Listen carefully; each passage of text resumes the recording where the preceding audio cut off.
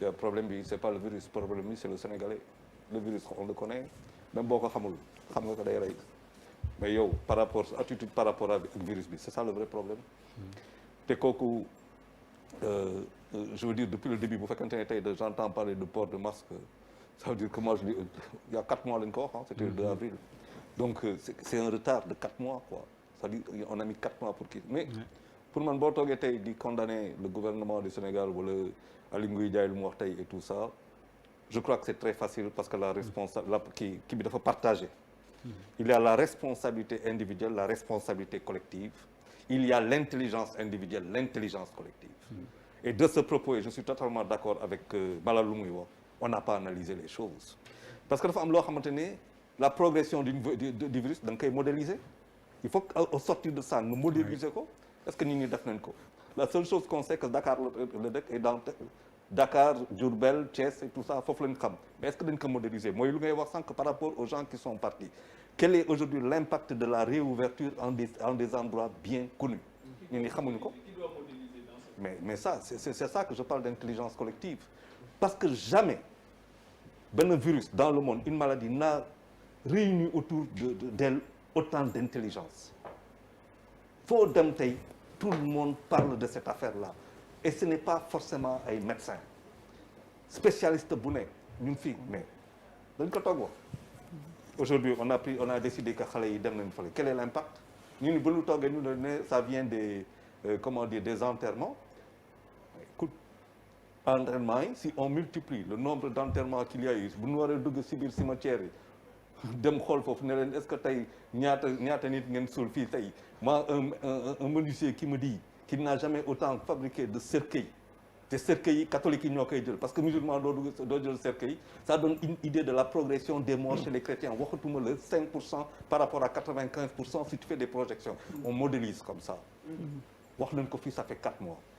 on n'a aucune indication par rapport à ça ça veut dire il y a des études scientifiques yoo xamante ne qui moi me laisse damay toog bu ñu génnee si loolu mais les interventions dafa am ay interventions mais très bien quel est l'impact de ces interventions mais étude la dégg ngeen fi étude bu génn on n'a aucune étude sur l'impact des interventions mu am beneen affaire boo xamante ni dafa am mooy le développement des solutions mais le développement des solutions moo indi lu ñu nee ni parce que à force et à mesure que la population croît en termes doo xam ne ñooy feebar décroît la capacité d'accueil des hôpitaux oui. Quelles sont les solutions alternatives par rapport à ce problème-là mon gars on savait qu'on serait au début tant la ñu mais que tey on serait combien ba may toog di ne attention la Korité par rapport à la Korité pour la seule et simple raison que tous les jours nit ñi dinañ dem le soir taxaw def la queue auprès des trucs bu ñu koy wax c'est 2-3 semaines j'ai appelé Bouba pour en parler en lui disant que ce serait une catastrophe mais c'est à partir de ce moment-là que le pic est parti on n'a pas anticipé sur ça donc ça veut dire que tey il ne s'agit pas de dire le gouvernement wala ñun ñëpp nous sommes responsables on n'a pas facilité liggéey bi facilité woon ko gouvernement fii lañ fi def couvre-feu xale yi di xeex ak policiers yi di ko filmer di ko won fii lañ fi wax ni nit ñi ne par force ñun dañuy def lii kenn mënu si dara et un état comme l'a dit un ami tout à l'heure fii la ko fi wax un état c'est la carotte c'est le bâton mais un état n'a pas le droit de faillir aussi faaw mu bàyyi et les Sénégalais par suñu indiscipline suñu incivisme suñu responsabilité sociétale suñu responsabilité individuelle mais fii ngay toog nit na la garab bi kii feebar bi am muy jàll fii ñëpp di ko dëgg si biir dëkk bi sur les réseaux sociaux et tout quel est l'impact de ces messages suicidaires sur le grand nombre de ce pays boo xamante ne jànguñu mais on a tout fait amul lu ñu wanul am émission bi def nañ 3 mois 4 mois xaw ma 5 mois boo xamante ne on n'a parlé que de coronavirus les gens ont tout fait maintenant même Pape Samba Thiam a fait un documentaire. Pape Samba Thiam qui a fait soldats du négatif la bataille du négatif ça veut dire la victoire du négatif muy maanaam Pape Samba boo amee tuuti image rek dugalal ma ko tey moom moo wutu Pierre da Silva ci réalisation qui pour une fois dans sa vie looy xalaat négatif c'est-à-dire tu imagines ça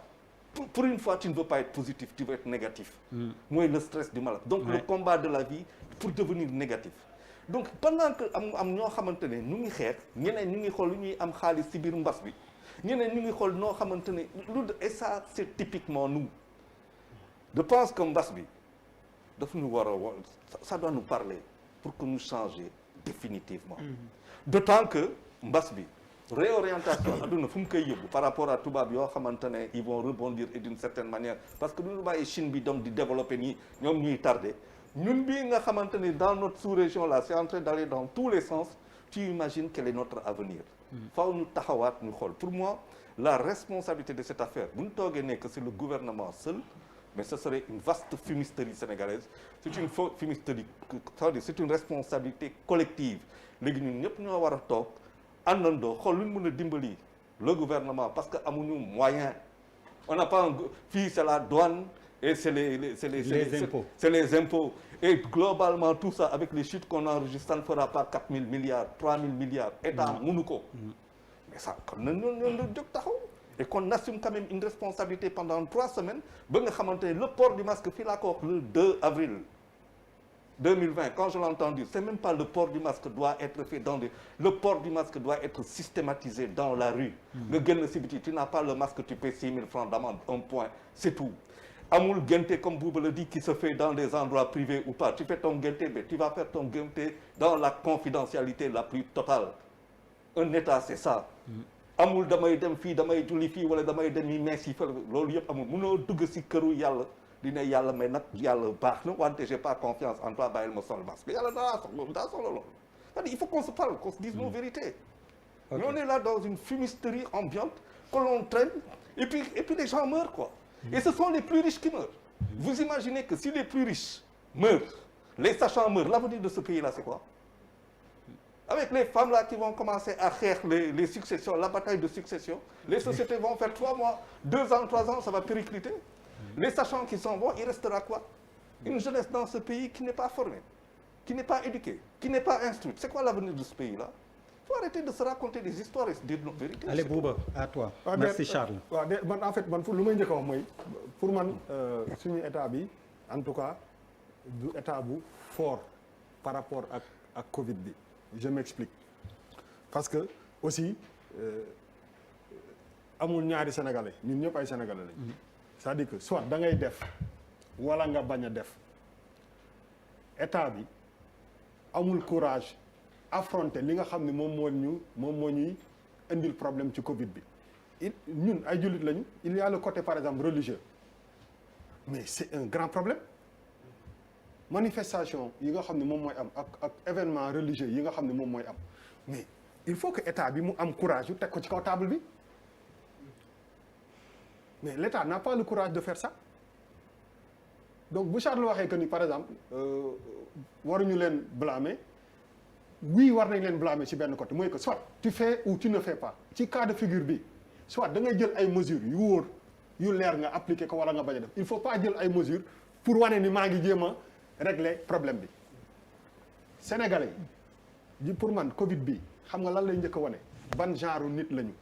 ban type de nit lañu parce que pour man type de nit mooy rek moo ciy génn ci feebar bi type de nit bi ñu doon individuellement moom moo ñuy génne suñu différence entre dañu naan Chine wala Corée il y a quelques années développé wu ñu woon type de nit bi ñu nekk moo tax ñu dem ba am développé wu ñun type de nit bi ñu nekk moo tax feebar bi di gën a law parce que nañu jël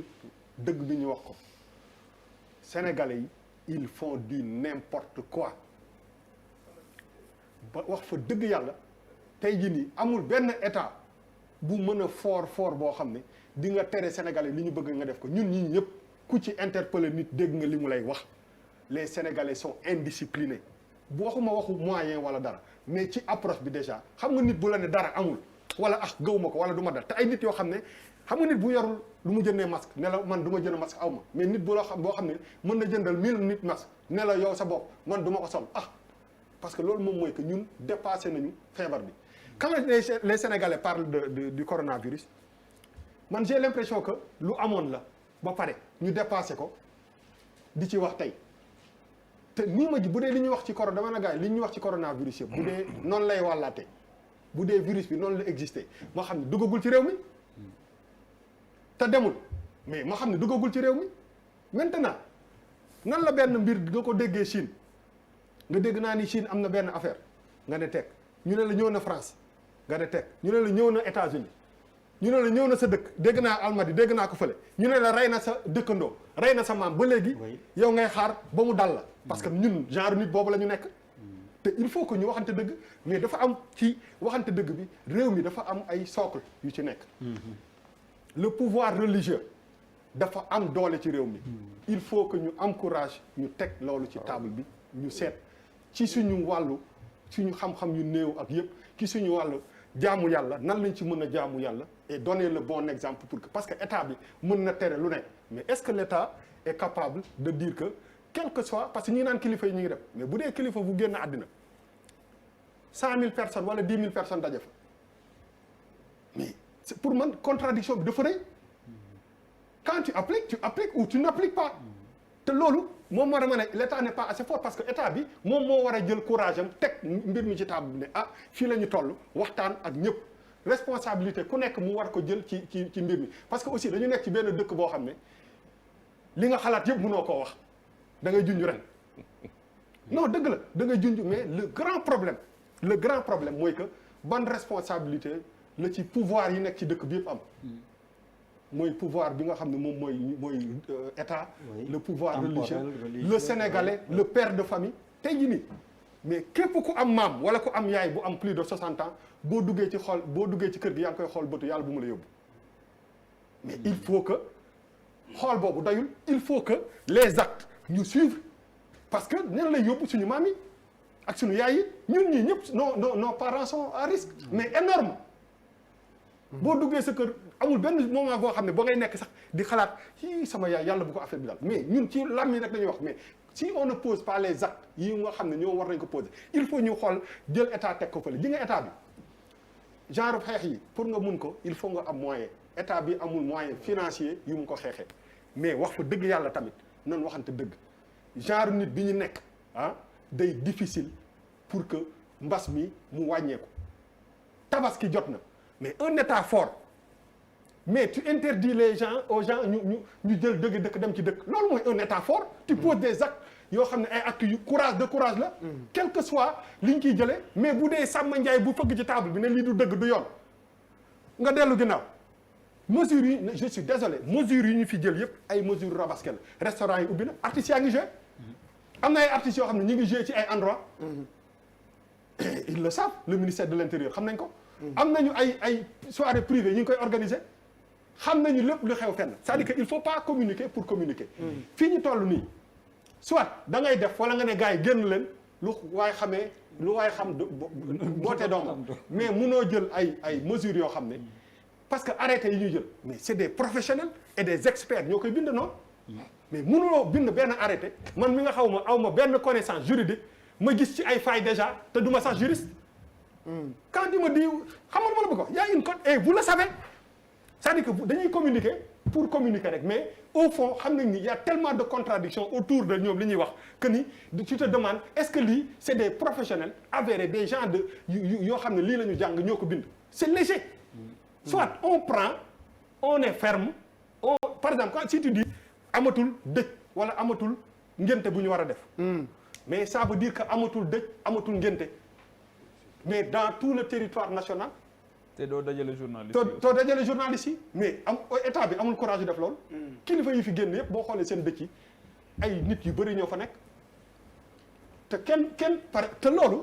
affaire bi munoo demi mesure munoo ne lii c'est valable pour ñii et c'est pas valable pour ñële il faut qu'on soit clair soit ngeen bàyyi nit ñi ñu dem wàllante lu leen neexee soit ngeen jël yenn décisions yi parce que aussi même boo blâmul état moo fi nekk moom moo war a jël yenn décision yu ferme yi nga xam ne bu nit ñi waxee ñu ne au moins lii c'est interdit lii nii lañ kii mais naan woy boo ci kiiwee après dinañ waxtaan seet yan genre daan saa yan genre daan ay Boris premier interpellé ko baax ma dinaa ñëw ci